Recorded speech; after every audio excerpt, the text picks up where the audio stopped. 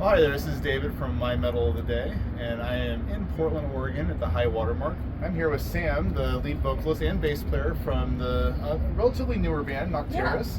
Yeah. So maybe we could start by just letting us know kind of how long have you been around and kind of what motivated the start of the band.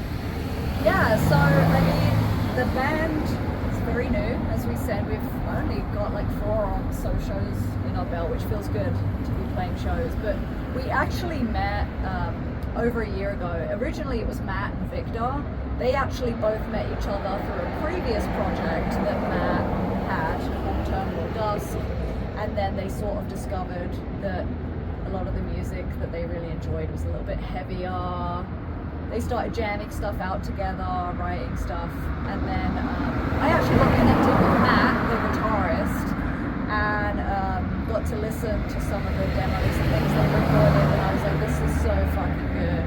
I was actually going to originally just be the vocalist, actually, which I was like, oh, that's kind of cool, that's new for me, because in every band I've been in, I usually play guitar and vocals or bass, and I was like, all right, front person, let's see how this goes. But yeah, so I ended up auditioning. It was a really good vibe. We all like a lot of the same bands and stuff. The energy and songwriting just came so easily. And then I became a permanent member of the band, and over time we, tried out some things with different bass players, and then wasn't always the good fit, and so I was like, well guys, I do play bass too. And that was the rest of that. Hence you're a trio now. Yeah, now we're a trio. Very cool. Yeah. So where did the name Nocteris come from? Like what's the background behind that? Yeah, so actually that was Matt's idea. There's a type of bat called the Nocteris bat. And it was just kind of, let's make up a cool word that's sort of bat themed. Nocteris to Nocteris. Oh, how cool. This is an aside, I'm a massive Batman fan, so the fact that it's bat related makes your name cooler. Yeah. So I love Our first that. song, Fleshbound Devotion, that was the first song I wrote lyrics to after I joined, and I really leaned into the bat thing in that song. So very cool. Yeah. Very cool. So musically, there's a lot going on. I personally love a lot of symphonic metal, and so I love hearing a lot of the orchestration and things that you guys are incorporating. Yeah. If I'm thinking about, okay, well, who are some of your influences? Like what my ear tells me are things like Dimmu Borgir, maybe Flesh God Apocalypse, absolutely, a little bit of maybe, and then of course some of the more old school like a Behemoth. But I'm curious, what would you say some of your biggest influences are and why? I mean, definitely all of those bands that you mentioned, but also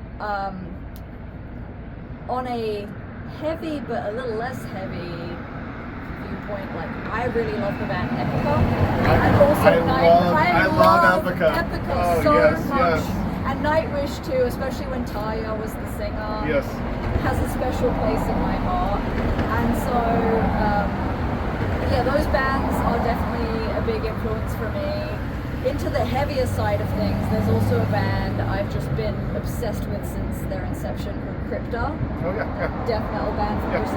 They're so incredible. But yeah, I mean, I've always really, symphonic metal in general has always been the subgenre that's pulled me in the most. And this is my first opportunity actually to be in a symphonic metal band. I've primarily been in death metal or heavy metal bands and things like that in the past, and that's been super fun too. But if I'm real, what really intimidated me was a lot of the production side of things, and all of the technology. And so it was very exciting when I got connected to Matt and Victor, and Matt is super nerdy about that stuff. And it was a first for me getting used to playing with clicks and things at first, but it's been really fun. Hopefully I mostly answered your question. Yeah, no, absolutely. I think one thing that impresses me, I know how complex symphonic metal is with all the orchestration, all the various parts, even pulling it all together requires a lot of work, and usually requires a pretty large budget. And the fact that you all are doing it as an independent trio and it sounds as good as it does is pretty impressive.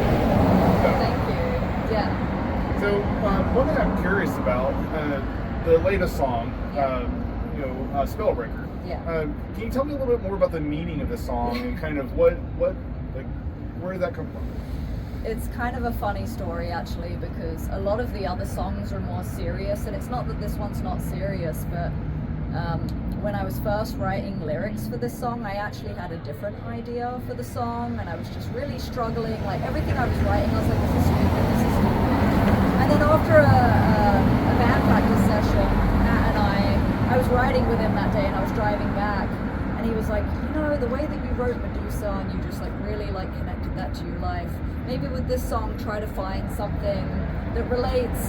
And I historically have had really shitty like car problems, and I told him this story about this guy in a laundromat that I'm pretty sure put a curse on me like 4 years ago. I'm talking, this guy was just like, I'm in the laundromat and he was just behind me, just like screaming in the back of my head, and then he would like pull out clothes and fold them and then put them back, and then I remember him like scribbling stuff in a notepad, looking at me, and then going outside and burning it. So anyway, and then me and my wife had like a massive fight afterwards, and she was like, "You were not yourself," because usually I'm like, I'm very I don't. So like she joked with me that I think that dude like put a fucking curse on.